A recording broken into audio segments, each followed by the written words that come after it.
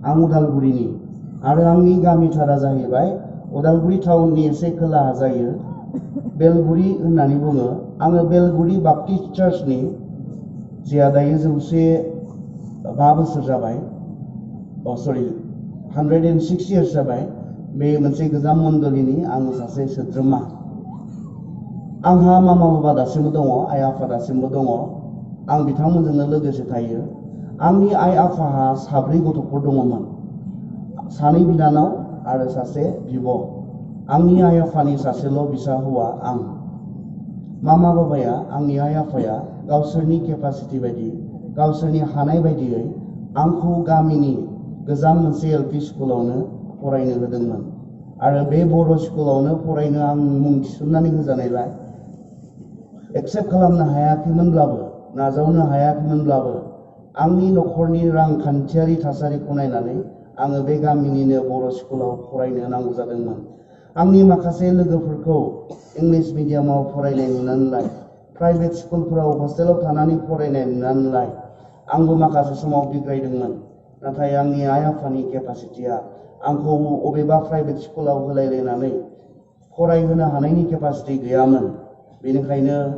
आङो बे बर' स्कुलावनो फरायदोंमोन आरो बेयाव सिगाङाव जोंहा थाखो 4सिम दंमोन। थाखो 4सिम बेयावनो फरायनानै आङो गामि खाथिनिनो फुरासुब्रि होननायाव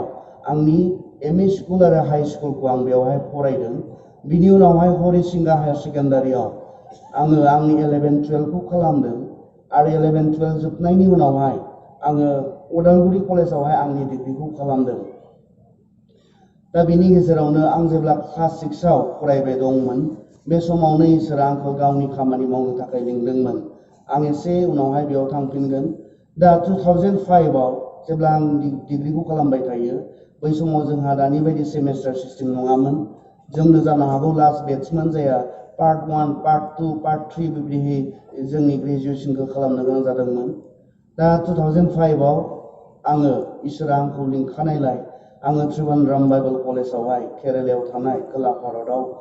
आंनि बिब्लिकेल स्टाडि एबा बाइबेलनि थाखाय फरायनाय बेखौ आङो 2005आव खालामनो थांदों आरो बेयावहाय आङो बोसोरबा फरायदों। गिबियाव आंनि बेचेलर आं खालामदों आरो बेयाव बिनि उनावनो आं मास्टार डिग्रि खालामदों। 2010आवहाय जेब्ला आंनि बे मोननैबो कर्सआ जोबो, आंनि बे मोननैबो डिग्रिया जेब्ला जोबो अब्लाना इसोरा आंनो आलादा रोखोमनि मोनसे स्पेशल खाबु आंनो होदोंमोन। जाय खाबुनि गेजेरजों आङो इंलेन्डआव थानाय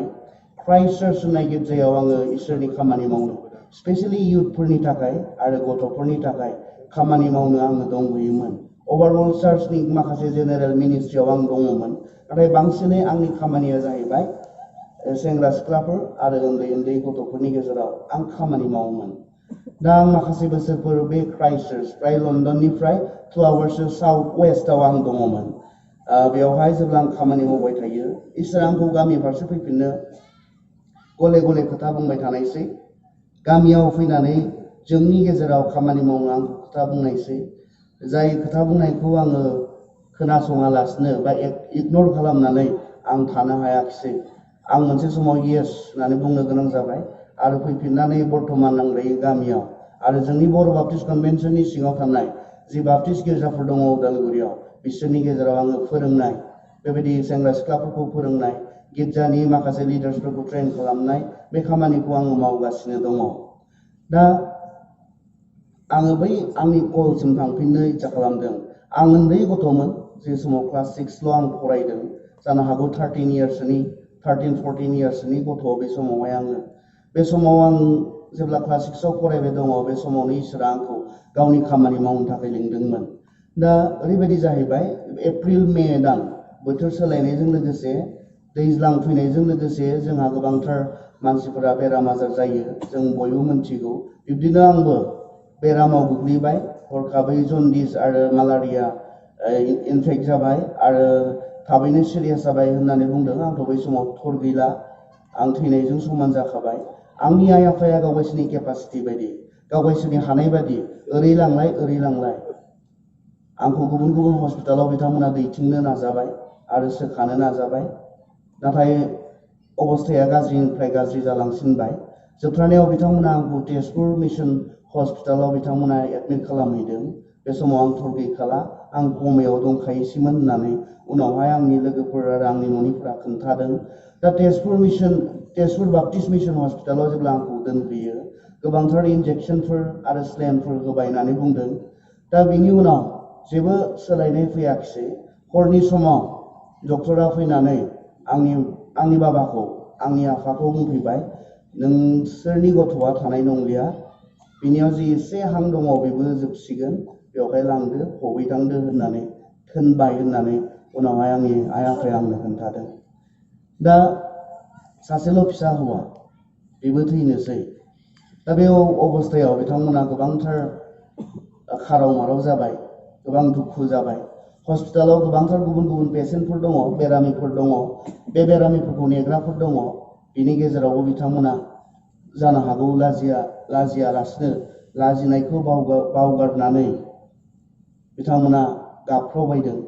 गाबबाय बायदों बिथांमोना। आरो बे आंनि थैनाय बायदि मोदोमखौ लानानै बिथांमोना हस्पिटालनिफ्राय ओंखारबोदों। नाथाय बिथांमोना हस्पिटालनिफ्राय आंनि मोदोमखौ बर'नायजों लोगोसे दिहुननायजों लोगोसे बिथांमोना जे खामानिखौ सिगांनो मावनांगौमोन बे खामानिखौ उनावब्लाबो बांद्राय लेट जायाखैब्लाबो बे समाव बिथांमोना मावनो गोसोखांदों। आरो गुबुन गुबुन पेसेन्टफोरनि सिगाङावब्लाबो बिथांमोना आंनि आइ आफा बिथांमोना खोब हिकित नङा, बिथांमोना साधारन एसे फिसा बिला बिजनेस खालामनानै सोलियो, जोंखौ बिब्दिनो फरायहोबोदों। दा बेबायदि आंनि बिमा बिफाया आंनि बे थैनाय बायदि मोदोमखौ आखायाव लानानै बिथांमोना आर'ज खालामदों। आरो बिथांमोननि गुसुं आर'जआ बेमोन, इसोर नों जोंनो सासेल' फिसा हौवा होदोंमोन, दिनै बेबो फैयै फैयै नैबे अबस्थायाव सफैबाय। जों मोनथिया नोंनि इच्छाया मा, नों जुदि लांनो इच्छा खालामबायब्ला लांदो, आरो बिखौ गोथाङै दोनोब्लाबो जोंनो नांला, जों नोंनो होबाय, जों नोंनि खामानिनि थाखाय गथायबाय। आरो तेजपुरनिफ्राय उदालगुरिसिम आंनि न'सिम बेखौनो आर'ज खालामै खालामै बिथांमोना आंनि बे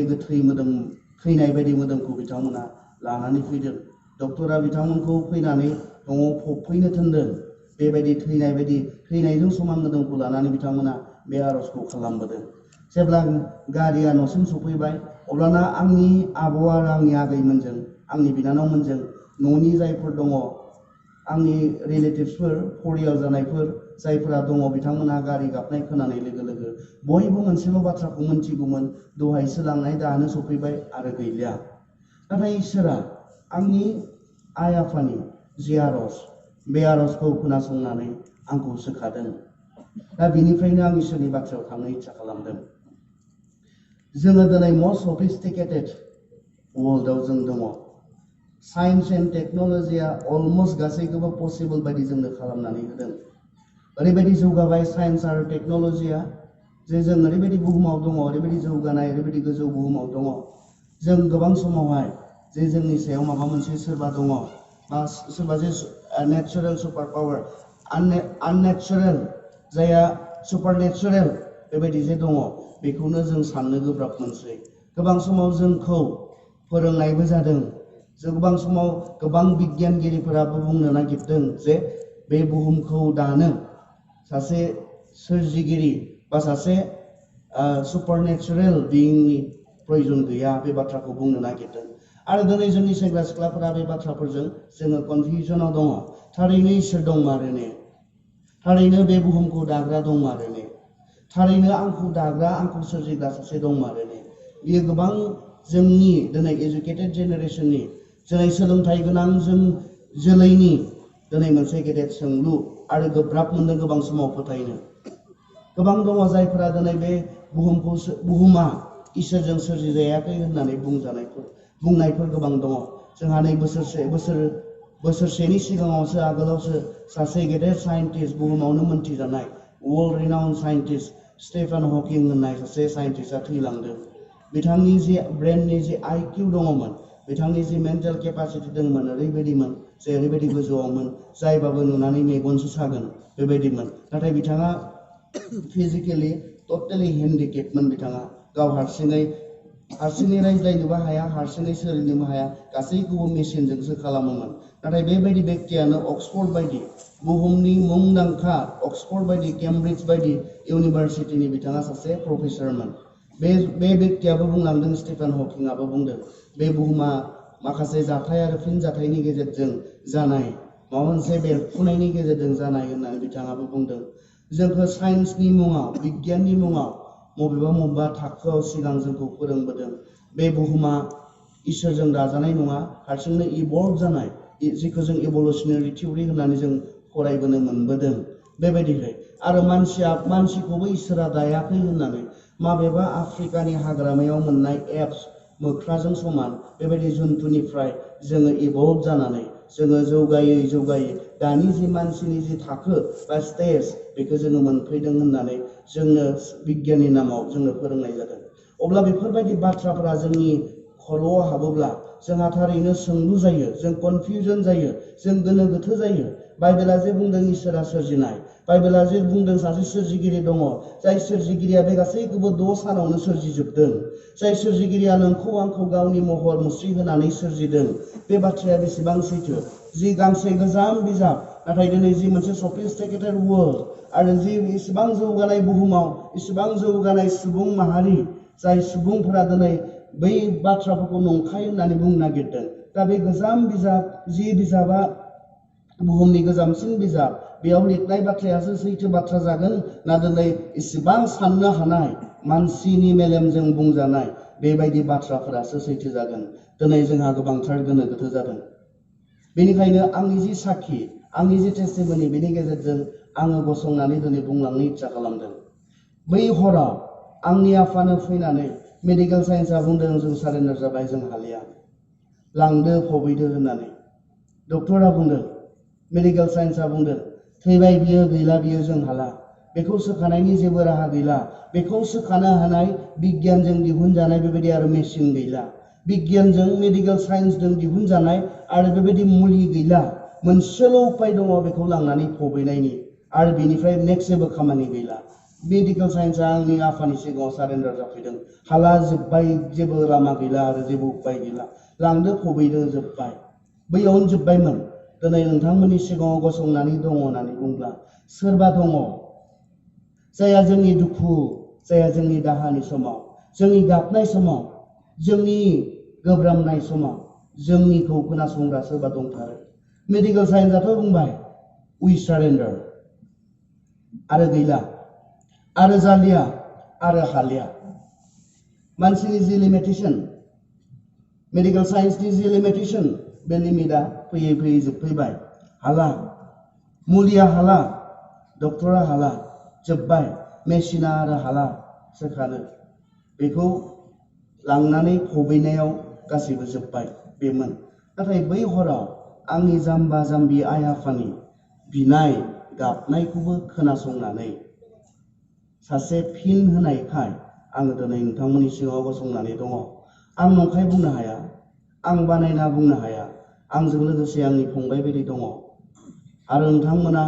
जानो हागौ सोरहाबा उदालगुरियाव सिनायनाय थानो हागौ, लोगोफोर थानो हागौ, बिथांमोननियाव बे बाथ्राफोरखौ सोङोब्ला नोंथांमोना मोनथिगोन। मानोना आंनि बे जि साखि, आंनि जि टेस्टिमनि, आं गोबां मानसिफोरनो बेखौ बुंनाय जाबाय। आरो बेनि गेजेरजों आं बुंनो नागिरदों, जुदि इसोर गैयामोनब्ला आंनो खोन्थानांगोन, आंनो फिननाय होनांगोन, सोरथो खोनासंखो बै हराव आंनि आइ आफानि गाबनायखौ, आंनि आइ आफानि आरजखौ सोर खोनासंनानै आंखौ गोथाङै लाखिखो? बेनि फिननायखौ आंनो सोरबा होनांगोन। आंनि जिबना बुङो, आंनि लाइफआ बुङो, दङ। जों बियोब्ला खोनासंग्रा दङ, जों गाबोब्ला खोनासंग्रा दङ, दंथारो, बेखौ बुङो। गितफोराव जोंखौ बेयावखायनो बुंदों, साननो रोङै मानसियासो बुङो इसोर गैया होननानै। साननो रोङै, दा फुल सेज इन हिज हार्ट होनना बुंदों। सासे मुर्ख मानसिया, सासे साया साननोनो रोङा, बे मानसियासो गावनि गोसो सिङाव बुङोनो इसोर गैया होननानै। मानोना जोंनो बे गासैबो बेनि सृष्टि, जोंनि दैलि लाइफआव इन्टारफेयार खालामनाय, जोंनि जि अबिगथाफोर, जोंनि जि एक्सपिरियेन्सफोर, बे गासैबो दिन्थियो सोरबा जोंनि सायाव दंथारो, बेखौसो जोंनो दिन्थियो। गोनो गोथो जादोंमोन नामा सेंग्रा सिख्लाफोर? इसोर दंमारोना गैमारा बेनि सायाव गोनो गोथो जादोंमोन नामा? माब्लाबा सानफ्लांदोंमोन नामा बे गासैखौबो सोरजिलायनो इसोरनि प्रयजन गैया होननानै, जोंनि सायाव रावबो गैया होननानै? आंनि लाइफआ दिनै गसंनानै बुङो, दङ। बै खालिथ' मेडिकेल साइन्सआ सारेन्डारसो जाबाय हाला फबैदो जोब्बाय होननानैसो बुंनाय नाथाय it all starts again with God जेब्ला मानसिनि beyond मानसिनि लिमिटेशन माबा मोनसे दङ होननानै बुङोब्ला जोंनि मावनो हानायनि सायाव माबा मोनसे दङ होननानै बुङोब्ला जेब्ला जोंनि नाजानाया जोबथा होयो जोंनि साननाय हनाया जोबथा होयो जोंनि मावनो हानायनि बोलोआ जोबथा होयो बेयाव इसोरनि बोलोआ स्टार्ट जायो आं बेखौ नुनो मोनदों जेब्ला जोंनि लामाया जोबहैयो God has a different way when we cross our limitation when our limitation ends जोंनि लिमिटेशना जेब्ला जोबो जोंनि माबा मोनसे मावनो हानाय जोंनि माबा मोनसे खालामनो हानाय जोंनि बोलो बियो जोबहैयो अब्लाना जों इसोरनि खामानिखौ नुनो मोनो आं बेखौ मोनथिगौ पार्सनेलि आं मोनथिगौ बे आंनि एक्सपिरियेन्स बे आंनि अभिज्ञता बेनिखायनो सेंग्रा सिख्लाफोर गोनो गोथो जानो नाङा इसोर दङना गैया दिनै जोंखौ गुबुन गुबुनै फोरोंनो नागिरदोंब्लाबो जोंनि साननाय हनायखौ गुबुन गुबुनै फिदिंनानै आन्दायहोनो नागिरदोंब्लाबो जोंनि एक्सपिरियेन्सआ बुङो जोंनि अभिज्ञताया बुङो नङा दङ जोंनि सायाव बे गासैखौबो दाग्रा बे गासैखौबो सोरजिग्रा जायहा जोंनि बिनाय गाबनायखौ खोनासङो जायहा जोङो खावलायोब्ला जोंनि जानानै खामानि मावो आंनि आइ आफानि गाबनायखौ खोनासंबाय आरो खोनासंनानै आंखौ सोखादों सोमोनांथावै मेडिकेल साइन्सआथ' बुंबाय जाला हाला देयार गड स्टार्ट जेब्ला बुंबाय आरो लामा गैला आरो उपाय गैला बेयावनो जोब्बाय इसोरा लामा दिन्थिबाय इसोरा लामा होबाय जेब्ला जोंनि लामाया जोबो जेब्ला जोंनि मावनो हानाय बोलोआ जोबो इसोरा अब्लाबो मावनो हायो जेब्ला गासैबो जोंनि सफिस्टिकेटेड बे टेक्न'लजिफोरा जोबहैयो एसेबां सोमोनांथाव टेक्न'लजिनि गेजेरजों जोंनो दिनै बुहुमनि मानसिफोरनो अबदान होदों साइन्सआ टेक्न'लजिया बे सोमोनांथाव मेसिनफोर नाथाय जेब्ला बे सोमोनांथाव मेसिनफोरा बे सोमोनांथाव मेडिसिन्सफोरा जेब्ला खामानि मावनो हाहैया जायो इभेन बियन्ड देट बिनि सायावबो इसोरा खामानि मावनो हायो we have a God जोंहा इसोर सासे इसोर दङ जायहा जों मावनो हायैखौबो मावनो हायो जायहा जों खालामनो हायैखौ खालामनो हायो जोंहा बेबायदि इसोर दङ दा गोरोन्थिया जाबाय जों माब्लाबा बे इसोरखौ बावनानै थानायासो जों गासैनो समाव जोंनि बोलोजों मावनो नाजानायासो जेराव जोंहा मेंग्लिनाय दङ जेराव जोंहा जेननाय दङ जेराव जोंहा जाफुंसारै दङ जोंहा बेबायदि इसोर दङ जायजों लोगोसे गासैबो पसिबल जों मावनो हायैखौ बियो मावनो हायो जों खालामनो हायैखौ बे खालामनो हायो बेबायदि इसोर नोंहा दङ आंहा दङ बैदिनखालि हराव बै मोनाबिलि समाव आंनि आइ आफाया बे बाथ्राखौ बावगारनायमोनब्ला नङा डक्टरा मावनो हायैखौबो मावनो हाग्रा सासे दङ होननायखौ बावनायमोनब्ला नङा मुलिजों जायै खामानिखौबो जाहोनो हाग्रा सासे दङ होननाय बाथ्राखौ बावगारनायमोनब्ला दिनै नोंथांमोननि सिगाङाव आं गसंनो हानाय नङामोन जोङो जोंनि लिमिटेशन दं बाउन्ड गोबां समाव जोंहा मा लिमिटेशन दङ बे जों मा हायो मा हाया बेजों जोङो बाउन्ड जों गोबां समाव गोसोखाङा जोंनि सेंग्रा सिख्ला समाव जोंनि जि टेलेन्टफोर जोंनि जि स्किलफोर जोंनि जि रोंगौथिफोर बेजों जोङो नाजायै गोबां समाव जों मेंग्लियो आरो बेयावनो जोङो थाबथानानै थायो दिनै बे मोनाबिलि समाव नोंथांमोननो खोन्थानानै गालांनो इच्छा खालामदों सोरबा दङ नामा बेहाय बेसिमहालागि फैबाय आरो जेबो जालिया लाइफआव बेसिमहालागि फैबाय आरो सानदों सारेन्डार जादों हालिया होननानै सानबाय जालिया होननानै सानबाय दिनै गोदान बोलो लागोन नामा आंजों जायाखै आंनि बोलोजों हायाखै आंहा सासे दङ जाय आंखौ आंनि बे जोबथा अबस्थायावबो आंनि बे जोबनाय समावबो आंखौ हेफाजाब होनो हायो आंखौ मावफुंहोनो हायो बे गोदान मिजिं बे गोदान आसाजों जोङो थांगोन नामा दिनै बे केम्पनिफ्राय नोंथांमोना एक्सिडेन्टेलि बे केम्पआव फैयाखै नोंथांमोना माब्रै बाहै बे केम्पआव फैयाखै नोंथांमोना सोरबा लोगोआ फैनायखाय बे केम्पआव फैयाखै बे इसोरनि इच्छा नोंथाङा जे बेयाव फैनांगौ आरो बे बाथ्राखौ खोनानांगौ आरो बे बाथ्राखौ नोंथाङा मोनथिनानै इसोरा नोंथांनो बेखौनो बुंनो हास्थायदों आं दङ नों जेनदों नामा नों सारेन्डार जादों नामा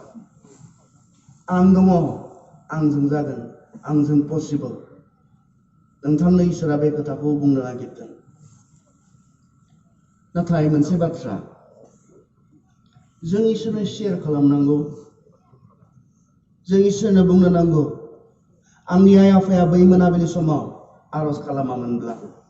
बिथांमोना गोबां आरज खालामनानै मानसिफोरखौ सोखाथिंग्रा आरज नङा बिमा आंनि आइ आफाया बेबायदि मानसिफोर नङा बैथिं बैथिं बेमारिफोर जादों होननानै खोनायो बेयाव सोखाहैयो बेबायदि नङा आंनि बिमा बिफाया साधारन मानसि इसोरखौ फोथायग्रा मानसि आंनि बिमा बिफाया बेबायदि नङा माहाबा बेबायदि गेदेर केम्प खालामनानै बेयाव गोबां मानसिखौ सोखाग्रा बिदि बिमा बिफा नङा आंनि बिमा बिफाया साधारन नोंथांमोन बायदि मानसि बै हराव बे साधारन मानसिफोरानो आरज खालामबाय बे साधारन मानसिफोरनि साधारन आरजखौनो बे इसोरा खोनासंबाय आंनि आइ आफानिखौ खोनासङोब्ला नोंथांमोन साफ्रोमनिखौबो खोनागोन आरो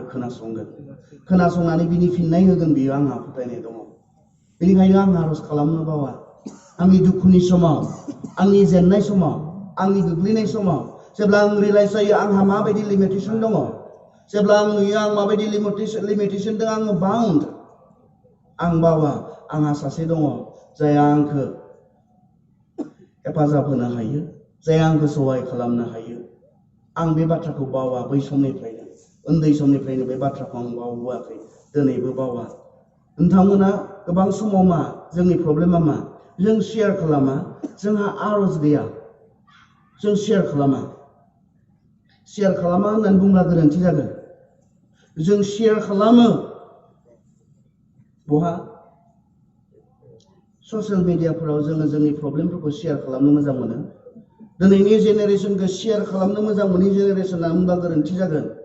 we want to share everything we want everything to be public जों गासैखौबो मानसिफोरनो मिन्थिहोनो लुबैयो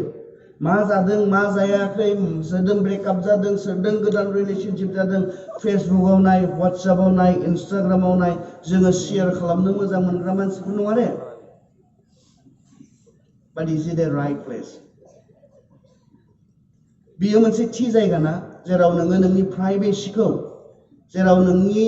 गावनि प्राइभेसि मोनसे थायो जि प्राइभेसिनि थाखायसो जोंहा गावजों गाव मान सनमान थालायो बे प्राइभेसिखौ जोंनि ससियेल मिडियाफोराव जों गोबां समाव पाब्लिक खालामनानै होयो जोंनि जि थाखोमानाय बाथ्राफोर गोबां समाव बेफोरखौनो जों ससियेल मिडियाफोराव जोङो बेरफ्रुहोयो जों शेयार खालामनो मोजां मोनो जों मानसिफोरनो खोन्थानो मोजां मोनो फेसबुकआव गारि गोदान बायदोंब्ला फेसबुकआव होनानै अबेबा वाट्सएप बा ससियेल मिडियानि माखासे नेटवर्कफोराव होनानै जोङो सोरहाबा दख'ना गोदान बायदोंब्ला बेजों सेल्फि लानानै नै आंहा दख'ना गोदान शेयार खालामनो मोजां मोनो सोरबा अबेबा पिकनिक स्पटआव फैदोंब्ला नै दिनै आं पिकनिक स्पटआव फैदों होननानै सोरबा सेंग्राजों बाइक गोदानाव गाखोदोंब्लाबो नै आंहासो आंनि बयफ्रेन्डआसो बेबायदि बाइक गोदान लादों होननानै सोरहाबा गार्लफ्रेन्ड गोदान जाबायब्ला बे गार्लफ्रेन्ड गोदानजों स्टेटास आपडेट खालामनानै इन ए रिलेशनशिप गोदान रिलेशनशिप मोनदों खैदिन जोरगोन जों मोनथिया आरो खै सप्तानि उनाव गोदान मोनसे स्टेटास आपडेट खालामगोन जों मोनथिया जों शेयार खालामनो मोजां मोनो जों शेयार खालामनो मोजां मोनग्रा जेनेरेसन नाथाय गोबां समाव जोङो राइट प्लेसाव शेयार खालामाखै जेराव शेयार खालामोब्ला जोङो हेल्प मोनो सहाय मोनो गोबां समाव जोङो जेराव शेयार खालामोब्ला गुबुनजों मिनिजायो गुबुनजों बुंखोमा जायो गुबुनजों सावरायजानायनि मोनसे मेटार जायो बे जायगायाव जोङो शेयार खालामदों मोनसे मेथाइ दङ इंराजियाव What a friend we have in Jesus जिसुआ जोंनि माबायदि इसिबां मोजां लोगो जायनो जोङो जोंनि दुखु दाहा जोंनि बायग्लिनाय जोंनि गोग्लैनाय बे गासैखौबो जों शेयार खालामनो हायो जायहा जोंखौ फिन सहाय खालामनो हायो बेबायदि जोंहा सासे लोगो दङ बे जाबाय जिसु मेथाइया बुंदों इसोरनि बाथ्राया बुंदों नोंसोरनि गासै दुखु दाहाखौ आंनो शेयार खालाम आं जोथोन लागोन बुंदों जोंखौ सेंग्रा सिख्लाफोर जोंहा आरज गैथारा बेनिखायनो जेब्ला जोङो बोलो गैयै जायो जों बोलो मोना बेनिखायनो जोंनि लिमिटेशना जेब्ला जोबनाया जों फैयो जोंनि बोलोआ जोबनायाव फैयो जोंनि हानाया जोबनायाव फैयो बेनिफ्राय आरो जों सिखारफिननो हाया खारन जों बोलो मोना बेबायदि मोनसे समयसाजों जों मोगा मोगि जादों आरज खालामोनि जों शेयार खालामोनि जोंनि दुखु दाहाखौ जायहा जोंनो मोनसे गोदान लामा दिन्थिनो हायो बुंदों बेयावहाय फोरबोआनो आंनो मोनसे लामा दिन्थिगोन माब्ला दिन्थिगोन फोरबोआनो आंनो मोनसे लामा दिन्थिगोन आयदाया बुंदों इसोरनि बाथ्रा बियो इसोरनि बाथ्राया नंखाय नङा इसोरनि बाथ्राखौ ओरैबायदि अथेन्टिकेट खालामदों जे नख्रां आरो पृथ्वीया गोमागोननो बेखौथ' जों गोमागोन होननानै माब्लाबा सानफेरा बिदिनो थाबाय थागोन होनना सानो बे गोमागोननो जेखौ जों गोमागोन बायदि मोना बे गोमागोननो नाथाय आंनि फंफ्रोमबो बुंनाय बाथ्राया जाफुंसारगोन इसेबां स्ट्रं बे बुंदों आङो फोरबोआनो आंनो मोनसे लामा दिन्थिगोन बे नंखाय नङा बे नंथारगौ बाथ्रा फोरबोआ दिन्थिगोन माब्ला जेब्ला जोंनि दुखु दाहा जोंनि बायदि समयसाफोरखौ जों बेनो शेयार खालामगोन जों आरज खालामनो मोजां मोनग्राफोर जागोन गैथारा जोंहा आरज खालामनाय दानि ख्रिस्टियानफोरा आरज खालामा आरो बेबायदिनो आरज खालामै ख्रिस्टियान जों गोबां लोगो मोनो गोबां समाव दानि सेंग्रा सिख्लाफोरा गोबांथार बेस्थ गोबांथार बिजि बिथांमोना ओरैबायदियाव बिजि जेनिफ्राय बिथांमोना जेबो मोनफिननाय गैया जेनिफ्राय जेबो मुलाम्फा गैया बेबायदिजों बिथांमोना गोबांथार बेस्थ नाथाय बेबायदियाव बेस्थ नङा बिथांमोना बेबायदियाव बिजि नङा जेराव ओंथि गोनां जेराव टाइम स्पेन्ड खालामनाया ओंथि गोनां मिनिंफुल जेराव सम होनाया गावनि थाखाय माबा मोनसे मुलाम्फा गोनां बेबायदियाव बिथांमोना नङा आंहा मोनसे सोंलु दङ बे मोनाबिलि समायाव आरज खालामालासिनो सासे मानसिया ख्रिस्टियान जानो हायो आरज खालामालासिनो सासे मानसिया ख्रिस्टियान जानो हायो जोंनि बायदिबाथ दङ माथो गोबांथार जायफोरा माब्लाबा आरज खालामा नाथाय गावखौ ख्रिस्टियान होननानै साननानै लायो दङ माथो गोबांथार जोंनि गामिफोराव जोंनि न'खरफोराव जायफोरा गावखौ ख्रिस्टियान होननानै बुंनानै लायो नाथाय माब्लाबा आरज खालामा आं साधारन मोनसे उदाहरन होनोसै आं सासे सिख्लाखौ बुंबाय आरो ओइ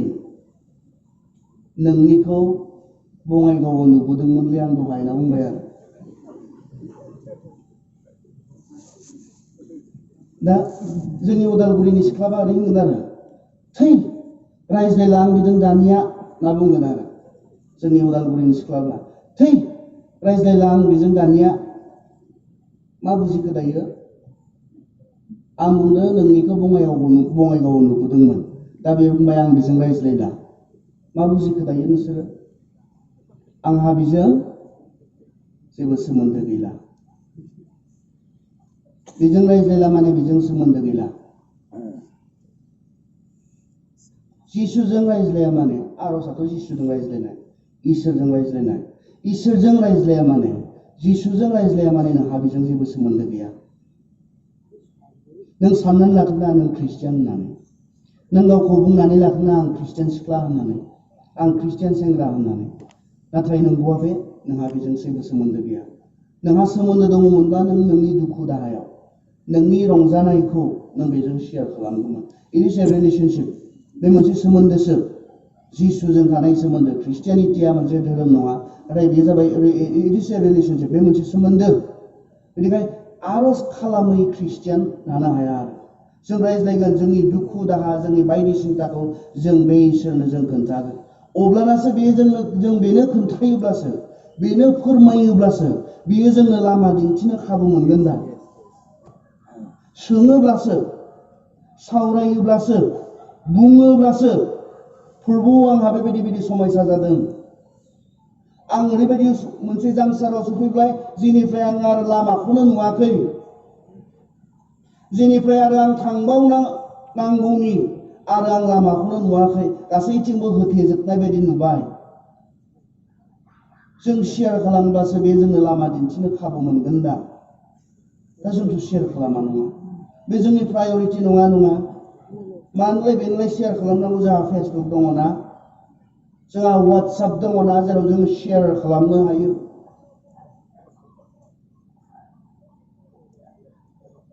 जाय फ्रेन्ड सार्कलाव मोनथिया सोर सोर दङ सोरबाया नोंखौ डाउनबो होनानै बुंहरगोन जोंनो कमेन्ट्स नांगौ शेयार खालामब्ला कमेन्ट्स नांगौ कमेन्ट्स सोर मा कमेन्ट्स होयो जोंहा बिनि सायाव इन्टारेस्ट मोजां नुथारदोंबाथाय नायदो आरो बिखाया एसे गोजौ जालायदों आरो बा दख'ना गोदानखौ मोजां नुदोंबाथाय जालायथारबाय आरो बिना बाइक गोदानखौ मोजां नुदोंबाथाय जालायथारबाय बिखाया 2 इन्सिसो गोजौ गोग्गानायजों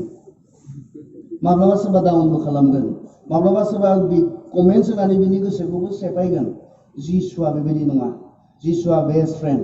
जिसुआ मोजां लोगो नोंखौ माब्लाबाबो डाउन खालामनाय नङा every time he will show you the right path जेब्लाबो बियो नोंनो राइट परामर्श होगोन जेब्लाबो बियो नोंनो थिग लामाखौ दिन्थिगोन मानो बावगारदों सेंग्रा सिख्लाफोर जोंहा जे बेबायदि लोगो दोङो जायनो जोङो जोंनि दुखु दाहा जोंनि समायसा जोंनि जेननाय जोंनि गोग्लैनाय जोंनि बायग्लिनायखौ फोरमायनो हायो आरो जाया बे समाव मानसिया मिथिगौ बे समाव माबोरै जायो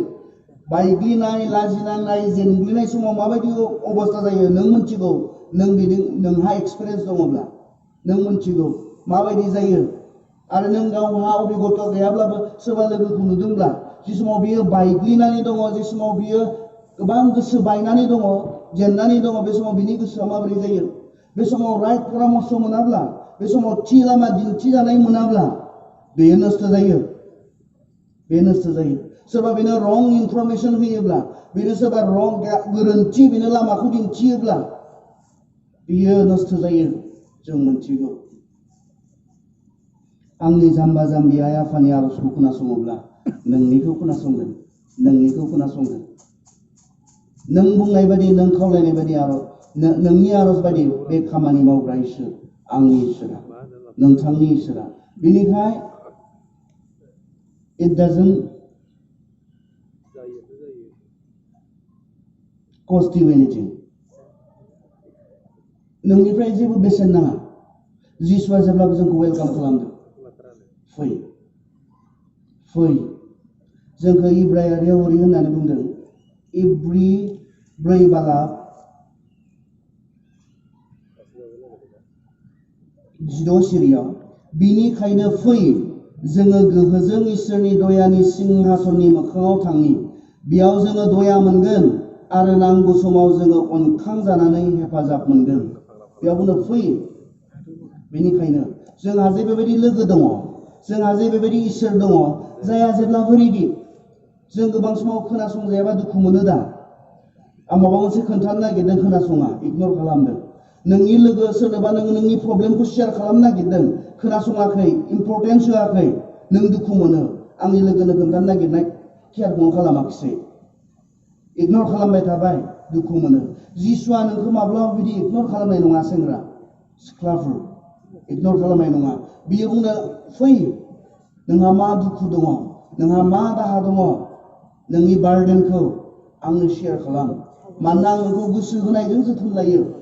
He is the only friend who would say that बेल' सासे लोगो जाय लोगोआ जोंनो बे खोथाखौ बुङो मा खोथा फै नोंहा जि दुखु दङ नोंहा जि दाहा दङ आंनो शेयार खालाम मानोना आं नोंखौ गोसो होनायजों जोथोन लायो I care for you जों बेबायदि जेनेरेसन जायो खोब केयार नांगौ दिनै केयार मोनाब्ला जों दुखु मोनो केयार मोनाब्ला जोंनि गोसोफ्रा बायग्लियो Here is a friend who is inviting you बेयाव जोंहा सासे लोगो दङ जाय लोगोआ जोंखौ बुंदों फै आं नोंखौ केयार खालामो आरो केयारल' नङा गोसो होनायजों आं केयार खालामो फै खोन्था फै जों इसोरनिफ्राय लामा मोननांगौब्ला इसोरा जोंनो दिन्थिनो लामा दिन्थिनो खाबु मोननांगौब्ला जोंहा इसोरजों सोमोन्दो थानांगोन सेंग्रा सिख्लाफोर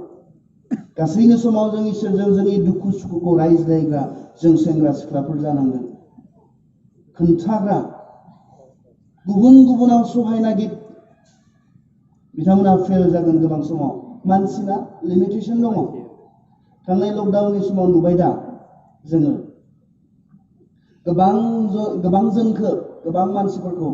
जोंनि आसाम सरकारा हेफाजाब खालामदों सोरबा आथिंजों थाबायबोनो नागिरनायफोरखौ माब्लाबा सहाय खालामदों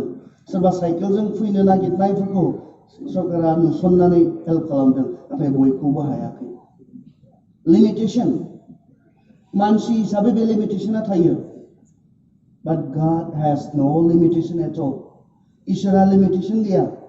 इसोरा जायखिजाया समाव जि जायगायावनो जाया मानो जोंखौ सहाय खालामनो हाग्रा इसोर गोबां समाव नोङो सोरखारनि खाथियाव बिबाय थायोब्लाबो बिथांमोनहा लिमिटेशन थानायखाय नोंखौ हेफाजाब खालामनो हाया जानो हागौ गोबां समाव नोंनि बिमा बिफा सोरबा गिदिर गोलाव सोरबा दैदेनगिरिनि सायाव बिबाय थायोब्लाबो लिमिटेशन थानायखाय बिथांमोना नोंनि बिनायखौ होनो हाया जानो हागौ but God is beyond limitation इसोरहा लिमिटेशन गैया बेवहाय he should be the first one to whom we share all our problem बेनो first जानांगौ जायनो जोङो जोंनि सेंग्रा सिख्लानि समायसा जोंनि केरियारनि समायसा जोंनि प्राइभेट लाइफनि समायसा जोंनि गुबुन समायसाफोरखौ शेयार खालामनो कारन बे राइट पार्सन बे थिग मानसि जायहा जोंनो थिग लामा दिन्थिनो हायो where do we share जों बहा शेयार खालामो दायो आं बुंनो थाङाखै फेसबुकआव शेयार खालामनाया मोजां नङा होननानै बिसिमहालागै आं बुंनो थाङाखै नाथाय आं ओरैसो बुंनो थांनो नागिरदों ससियेल मिडियायाव शेयार खालामनाया गाज्रि होननानै आं बुंनो थाङाखै आं नैबेखौसो बुंनो थांदों जेराव शेयार खालामनानै जानो हागौ नों राइट नों इन्सट्राक्सन मोना बानजायनाय मोना बेबायदि मोनसे जायगा जानो हागौ ससियेल मिडियाफोरा जेराव नोंखौ बांसिन दुखुसो होगोन बेबायदि जायगा जानो हागौ but God is always the right place इसोरा जोंनि बेबायदि थि जायगा जेराव बियो नोंखौ माब्लाबा लाजि फोनांनाय नङा नों जिखि जाया खोथा दोंना बुहुमनि गासैसिननि गाहायसिन थाखोनि लासिंसिन बाथ्राखौबो खोन्थाथों बेनो बे नोंखौ लाजि फोनांनाय नङा बे अनखांगोन नोंखौ बे हेफाजाब होगोन नोंखौ